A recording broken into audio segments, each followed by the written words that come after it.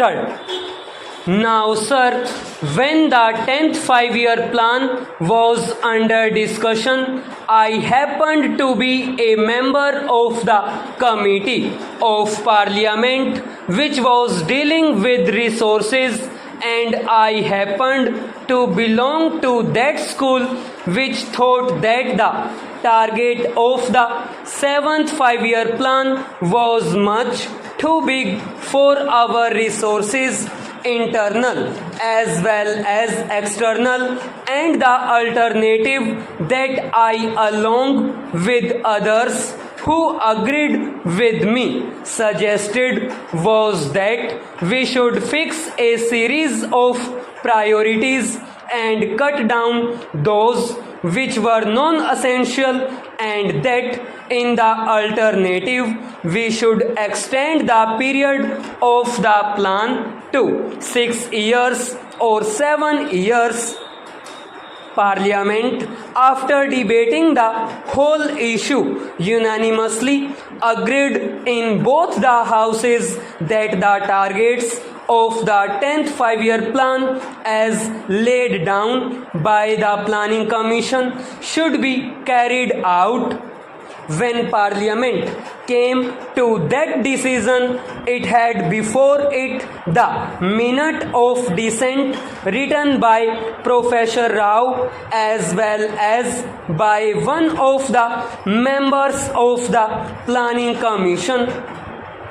Both these gentlemen had also warned that the target of the plan was much too big for the resources of the country. However, Parliament took that decision, and after that decision we had a general election in the country. The 10th 5-year plan was before the country, and the country by an overwhelming majority approved the plan and returned this party in greater numbers in the Lok Sabha this time than was the case last time. Therefore, it is too late in the day to ask the Finance Minister or the Government of India to scale down the targets of the 10th 5-year plan. We as a people and also as a parliament are now committed to the execution of this plan, wherein a target of rupees 48,000 crores was fixed. It is now, I believe, increased to rupees 52,000 crores or rupees 5,400 crores. Now, when we have agreed on that basic point, then we must find the resources to implement that plan. For some time, we had also debated the question of deficit financing, which of course is a euphemism in modern parlance for the printing of notes. When we need money, we issue treasury bills, and notes are issued by the Reserve Bank. This sort of thing cannot continue forever. We must be prepared to make whatever sacrifices are needed to implement the 10th plan. Therefore, I submit, starting with these two assumptions, namely that the plan target has got to be implemented, and secondly, the deficit financing has got to be avoided, both in the interests of the economy as well as of progress. We are left with only one option: to impose taxes.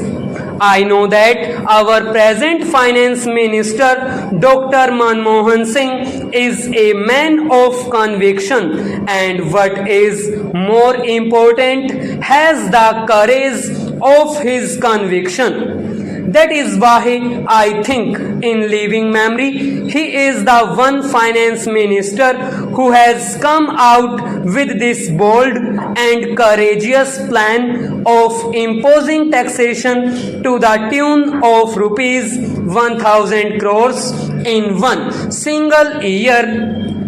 To impose taxes of the dimension of rupees 1000 crores in one single year requires tremendous courage, and I must congratulate him for the step that he has taken, because it was the least that any finance minister could do, faced as he was with the circumstances which I have just narrated. With the imposition of these taxes, the uncovered deficit dwindles down from rupees 500 crores. That itself is a great help.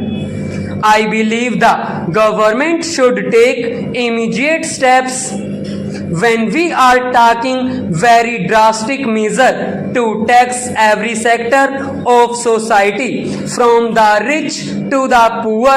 It becomes a duty, in fact a trust, that the money that we raise is spent as carefully and as economically as possible.